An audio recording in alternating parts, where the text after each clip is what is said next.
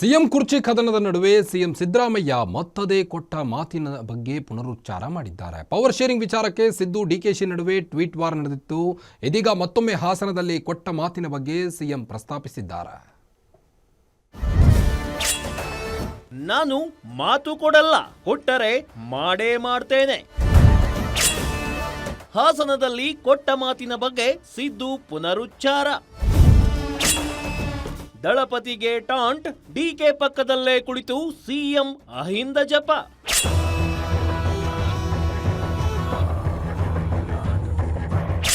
ಮಾತು ಕೊಡಲ್ಲ, ಕೊಟ್ಟ ಮೇಲೆ ಮಾಡೇ ಮಾಡ್ತೀವಿ.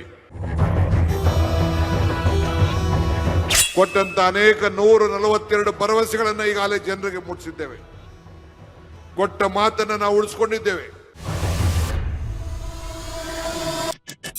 ರಾಜ್ಯ ಕಾಂಗ್ರೆಸ್ನಲ್ಲಿ ಇತ್ತೀಚೆಗಷ್ಟೇ ಪವರ್ ಶೇರಿಂಗ್ ಫೈಟ್ ನಡುವೆ ಕೊಟ್ಟ ಮಾತಿನ ಬಗ್ಗೆ ಟ್ವೀಟ್ ವಾರ್ ನಡೆದಿತ್ತು. ಇದೀಗ ಮತ್ತೊಮ್ಮೆ ಸಿಎಂ ಸಿದ್ದರಾಮಯ್ಯ ತಮ್ಮ ಭಾಷಣದಲ್ಲಿ ಕೊಟ್ಟ ಮಾತಿನ ಬಗ್ಗೆ ಪ್ರಸ್ತಾಪಿಸಿದ್ದಾರೆ. ನಾನು ಮಾತು ಕೊಡಲ್ಲ, ಮಾತು ಕೊಟ್ಟರೆ ಮಾಡೇ ಮಾಡುತ್ತೇನೆ ಎಂದು ಹೇಳಿದ್ದಾರೆ.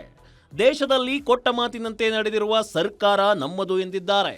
ಹಾಸನದಲ್ಲಿ ನಡೆದ ಸರ್ಕಾರಿ ಸೇವೆಗಳ ಸಮರ್ಪಣಾ ಸಮಾವೇಶದ ಭಾಷಣದಲ್ಲಿ ಕೊಟ್ಟ ಮಾತಿನ ಬಗ್ಗೆ ಮತ್ತೆ ಉಚ್ಚಾರ ಮಾಡಿದ್ದಾರೆ.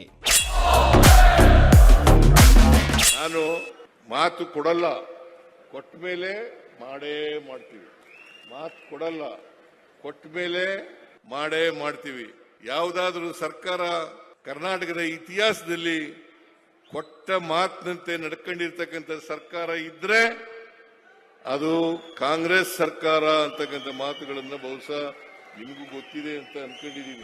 ಇದೇ ವೇಳೆ ಡಿಸಿಎಂ ಡಿಕೆ ಶಿವಕುಮಾರ್ ಮಾತನಾಡಿ, ನಮ್ಮ ಹುಟ್ಟು ನಮ್ಮ ಕೈಯಲ್ಲಿ ಇಲ್ಲ, ಆದರೆ ನಾವು ಮುಟ್ಟಬೇಕಾದ ಗುರಿ ನಮ್ಮ ಕೈಯಲ್ಲೇ ಇದೆ. ನಾವು ಈಗಾಗಲೇ ಕೊಟ್ಟ ಭರವಸೆಗಳನ್ನ ಈಡೇರಿಸಿದ್ದೇವೆ. ಆ ಮೂಲಕ ಕೊಟ್ಟ ಮಾತು ಉಳಿಸಿಕೊಂಡಿದ್ದು, ಇದೇ ಮಾರ್ಗದಲ್ಲಿ ಜನರ ಕಲ್ಯಾಣ ಮಾಡಿಕೊಂಡು ಈ ಸರ್ಕಾರ ಮುಂದೆ ಸಾಗಲಿದೆ ಎಂದು ಹೇಳಿದ್ದಾರೆ. ನಮ್ಮ ಹುಟ್ಟು ನಮ್ಮ ಕೈಲಿಲ್ಲ, ಆದರೆ ಗುರಿ ಮುಟ್ಟೋದು ಮಾತ್ರ ನಮ್ಮ ಕೈಯಲ್ಲಿದೆ.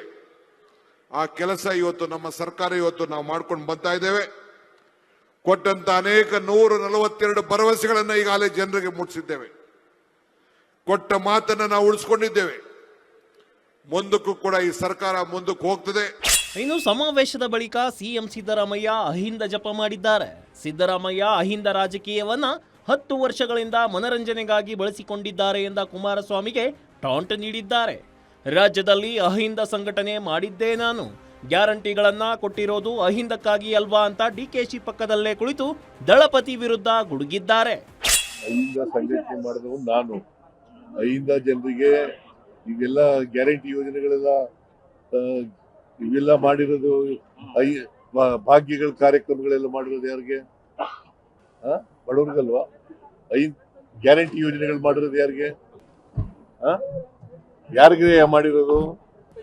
ಹೆಣ್ಮಕ್ಳಿಗೆ, ಬಡವರಿಗೆ, ದಲಿತರಿಗೆ, ಹಿಂದುಳಿದವರಿಗೆ, ಅಲ್ಪಸಂಖ್ಯಾತರಿಗೆ, ಕಾರ್ಮಿಕರಿಗೆ, ಇವರೆಲ್ಲ ಅಹಿಂದ ಅಲ್ವಾ?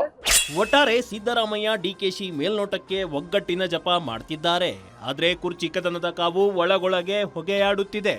ಪರೋಕ್ಷವಾಗಿ ಸಿಎಂ ಡಿಸಿಎಂ ನಡುವೆ ನಾನಾ ನೀನಾ ಸಮರ ಮುಂದುವರೆದಿದೆ.